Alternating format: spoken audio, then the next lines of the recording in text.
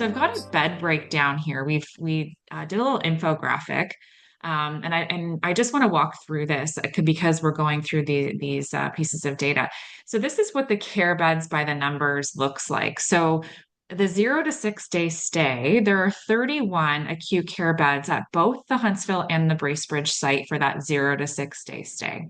And then when we get into obstetrics, we base, and this is again another data question, we base the beds in obstetrics on the number of births at each hospital per year. Is that correct? That's right. Exactly. Okay. And then in terms of the level 2 and level 3 ICU, as you mentioned previously, the level 3 ICU at the Huntsville site is adjacent and aligned with all of the other services and supports that exist there. And so that would make sense that, someone coming out of a level 3 ICU and very critical, needing a lot of critical care, that they would have access to, an MRI or rehabilitation reactivation. Maybe they need some sort of other support like physio or whatever that might look like. So the decision to put the ten beds in Huntsville is for the level 3 ICU is not only related to those ancillary or the reactivation and rehabilitation, but also in consideration of the broader geographical area and those folks in the surrounding areas who might need access to a level 3 ICU. Is that correct? Yeah, that's right. It's right. Except I just want to clarify that by the time people are in the reactivation or rehabilitation beds, they're beyond the need for ICU of any kind, level 2 or level 3. They're kind of that's when they're finished their acute phase, so they're less ill, but they might need some more additional services before they can either go back home or even go to their long-term care home or go home with support services or something like that. But the ICU beds really are in support of the stroke program, which would be located at Huntsville, and other high acuity patients who would need that level of care. And without the level 3 in Huntsville, there's a really big geographic gap in access to level 3 in the region. And so this was a Critical Care Services Ontario that mandates, it's a government agency that mandates, or essentially helps plan the distribution and availability of critical care services across the province. So that's Right. their Okay. advice. Okay. Right. Okay. And then we've got our longer stay beds in Huntsville. Outside of those acute care beds, since we've got a breakdown of those, 37 activation beds for ALC. And I didn't clarify this for the audience earlier, but ALC refers to alternate level of care patients. So those patients who are in hospital but should not be in hospital because they might be waiting for a bed somewhere else. So they might need transitional living, they might need a retirement home, they might be going to long-term care, they might need behavioral supports. And really, the issue of ALC in our hospitals is it goes back to that piece around needing to build up those primary and community care supports and external to the hospital. Is that correct? That's absolutely right. Yes, that's right. And you can also imagine that if you remember that like the purpose of an acute care hospital is to look after people at the most acute phase of their illness, and then for those patients to carry on to somewhere that's better matched to their needs. Acute care resources are really expensive and constrained. So you want to make sure that those remain dedicated to people who need the care, that kind of level of care, in an urgent way. That's most of the beds are filled up with those kind of people. When you're a patient who isn't in an acute care bed, but you're ALC, which means you don't no longer need that level of care, you're not getting really good service because those resources and those wards or beds are all designed to provide this level of care, but not to make sure that you're walking around or you're getting recreation or other types of rehabilitation services. So the idea is to put those patients all together and give the programming, which is like the services provided on a day-to-day basis, but also the physical space that's conducive to making sure that they don't decompensate, they don't languish after their acute phase is over and get worse, which can happen. So you can do all the programming there. Much harder to do if they're distributed across 2 sites and within the sites distributed across the wards. So you kind of cohort them together and then you can provide a high standard of care to them. Right. Okay. And so given that we have talked about the plan, having the assumption that those primary and community care supports will be built up over the next, 8 years prior to opening, um, why is it that we would plan for 37 ALC beds and not zero? It's a good question. I think because the planning is prudent, right? So 37 beds is fewer beds than we would plan for if we took today's practice and just said, let's grow ALC at the same rate. But there is always going to be a need for ALC. I've been working in healthcare for, I'm not even sure now, 24 years, I think. And my very first project was working on ALC, and I still work on ALC today.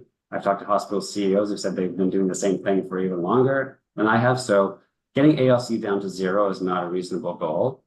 You always want to make sure that you've got some capacity to provide ALC care. But what is sort of more modern about this approach to planning is to saying, well, first of all, we're reducing the total number of ALC beds or resources that be required. If we just kept today's practice, we're going to assume things are going to get better. Access to post-acute services, when you're finished that acute phase, you have faster access to long-term care, faster access to home care, better supports in community support services, Meals on Wheels, and those things are all really helpful as well.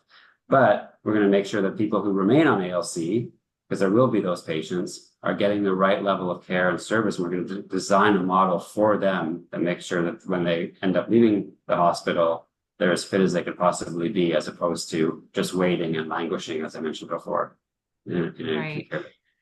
And as I understand it, this 37 is actually a reduction in percentage from what we currently have. So we are planning to see a reduction in ALC patients based on some of the partnerships that we're creating in community and some of the care that will be available to keep people at home and out of hospital longer.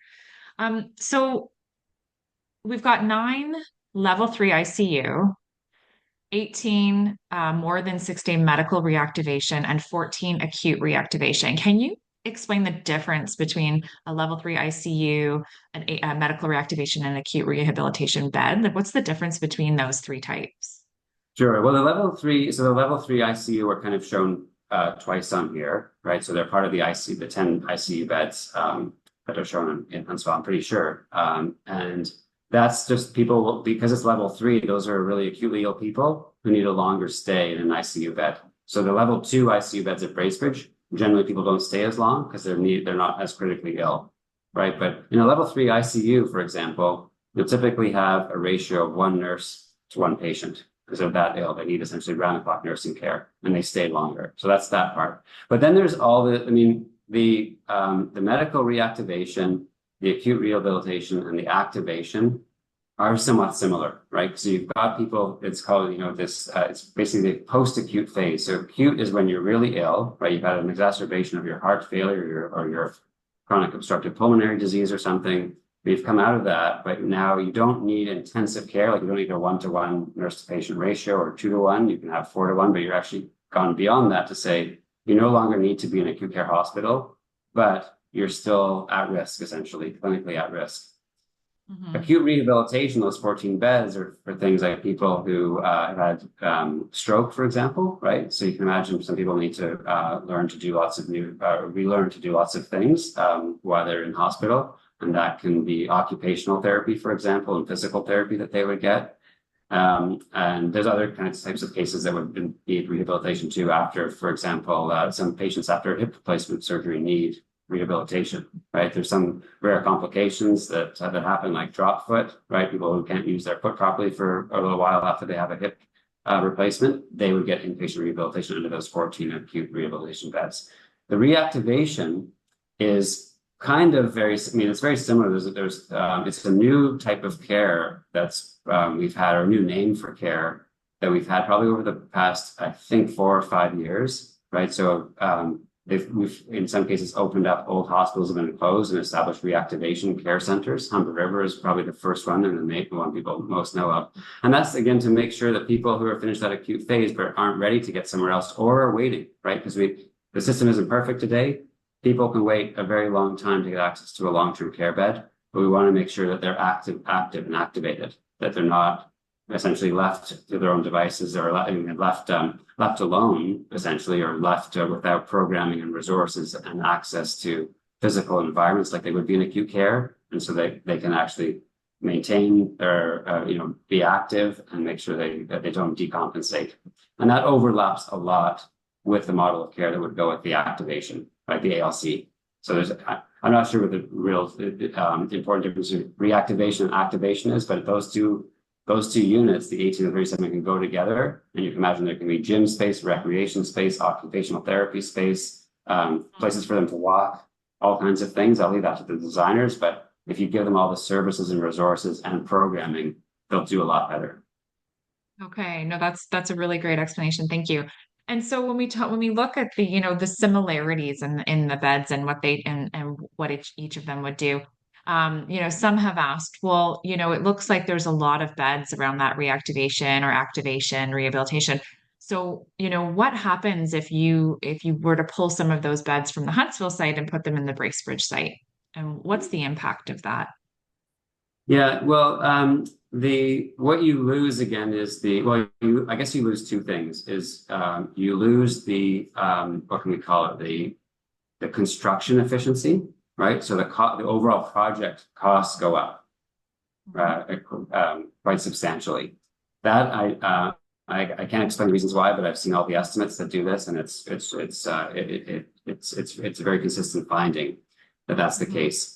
The next thing is that you lose the operational efficiency, right? So when you have larger units, it's much easier to have staffing. You're not subject to, not being able to provide some services on weekends or after hours. All the allied health services, like those are people like occupational therapists and social workers and physiotherapists.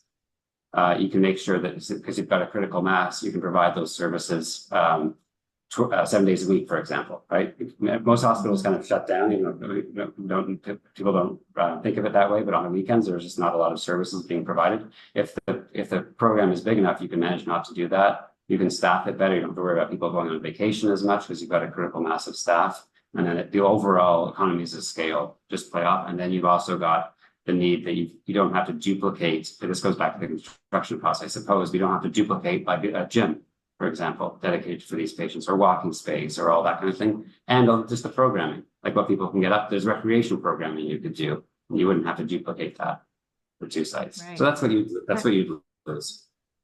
And as I understand it, it's also important for recruitment and retention of specialized staff because they're able to work within the field that they studied. Right now, we have a lot of physicians and staff sort of covering all different areas of medicine. And in this new model, the idea is that, an obstetrics nurse could do mostly obstetrics, an ICU nurse could do mostly ICU. So that also allows for that recruitment piece as well. Yeah, and that's really important to consider because, like everything else in healthcare, health human resources, the people who work in providing care are really scarce, and they're likely to remain being scarce for over the next 10, 20-year horizon. So competition for health human resources will be high, and you want to make sure you can offer them what people need to have the career that they envision.